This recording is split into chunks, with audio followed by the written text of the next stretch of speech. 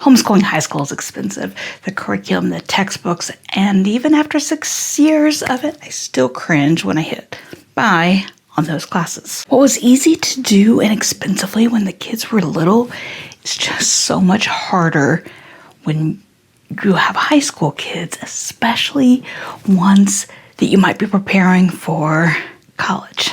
So I'm back today to share some more free, high-quality resources for your high school student. Now, in my first video in the series, I did history, which is a subject that I think is pretty easy to do inexpensively or free.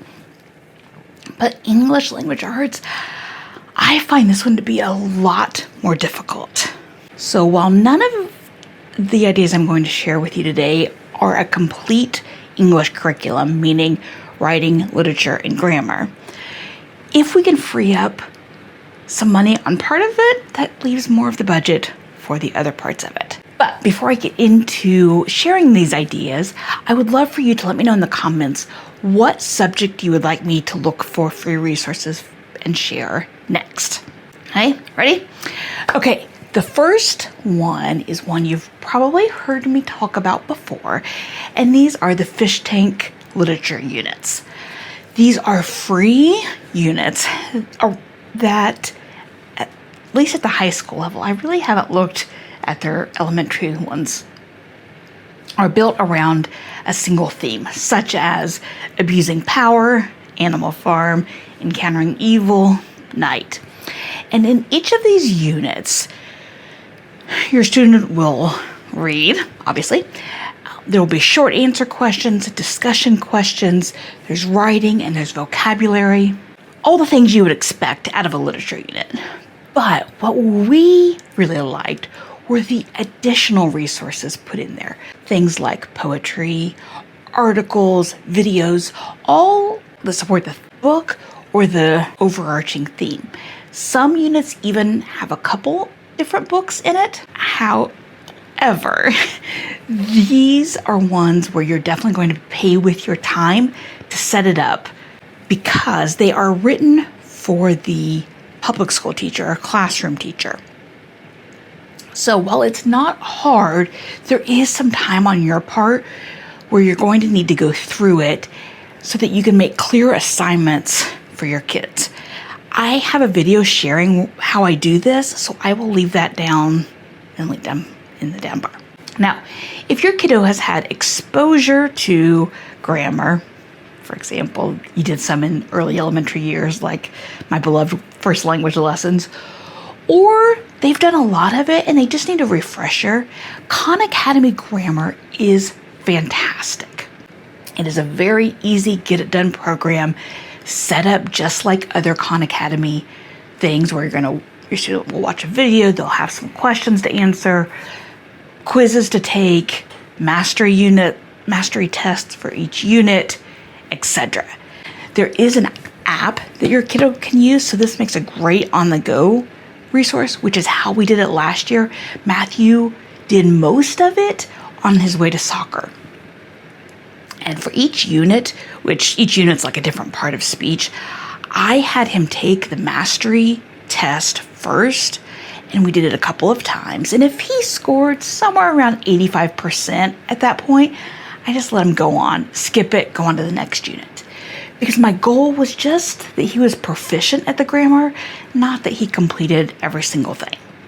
Now, before I share idea number 3 for you, I would love to know a free resource that you like for high school, English or otherwise. Let me know in the comments. And if you have not yet voted on what subject I should do next, please leave it down there. Idea number 3. If you have a kiddo who enjoys fiction writing, or maybe even has dreams of writing their own novel someday, this one is for you. National Novel Writing Month, affectionately known as NaNoWriMo, has curriculum for grades K through 12 broken down by smaller groups. In it, you'll have lesson plans, there's a student workbook, and it will take your kiddo through the process of thinking about plot and climax and characters and timeline and location and all of those details that help to make a great novel. In and of itself, it is not a full year program. But if you have a kiddo who's really motivated, this is a great thing to use as a springboard to get them started and then let them go. Now NaNoWriMo month is November, so fall is a great time to do this. The lesson plans in the teacher guide give you ideas for what activities to do in September, which ones to do in October, and then what you'll do during the month. And in November, on their website, they will have things like co-writing sessions and lectures and all kinds of interesting things that will help keep the motivation up. So this is a perfect thing to start your school year with. Idea number 4 is probably best for those of you with older teens, juniors, seniors, maybe younger, depending on your kiddo. edX is free college-level video lecture series from universities all over the world. There are the lectures and sometimes some general homework. But there's no feedback. This is not live. And it is going to be another one where you have to pay with your time to help respond and correct your students' work.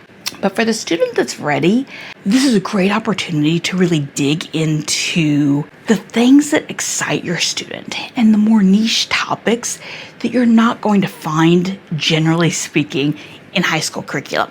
Now, while the variety of topics is not as wide as in some other subjects, there are still some really interesting topics.